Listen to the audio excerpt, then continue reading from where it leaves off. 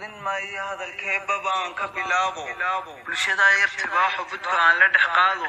quraan dhex istaago shacabka kala baaday barxadaan isugu keeno bilaa way rafaysta ninka boonta damqaaya bartaan ku biroyo inta bootaabsantiyo billahi tawfiiq inta kale baxnaana wiilka bari ku noolo nabad baa barwaaqa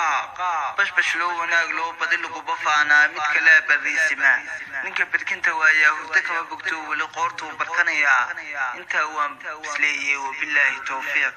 inta kale bukaan iyo qarax beegsi daran oo al-shabaab tubiimaha baaruud adeegsiga bilmageeda leenta baabiinta shicibka ninka beer ku leedan yahay banaadir joogo maskaxdaada baadbaad buradana basaar gurinaysa nolosha barbaartayda dadisee u boqol taariibeen badaha shisheeyaha naftu beegsa weydee talow yaa badhaamiyay inta waan baroortay billahi tawfiiq inta kale badhaadhaha boosaasay iyo toon dhul bartiiqu yaaloo boolami u gaartahay ninka beer ku yeesho dalka baxsadaanahay inta kale bishaaroy baradaydu waa doog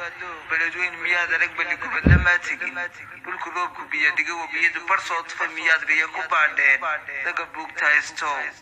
intaa hadal bulkheer liyo billahi tawfiiq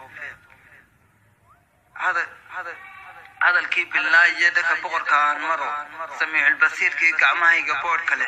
برقك لبهوس لبه بحسنه إله الرحمن ومبنشو عليه بنان كي بورا يستبي الكوات كي يبرقو ذاك كلمة بعضه بدها دقائق بحدود وين تاي بقول كي سديت أنا بعلا الدنيا دبرتها يكونوا لي الرحمن كي بنيو فتاحوا بديعوا باعث المجيد بلا آذن بانعي بدخلت كلنا عيال بير كتش عليها يقول قوم وشي قاضي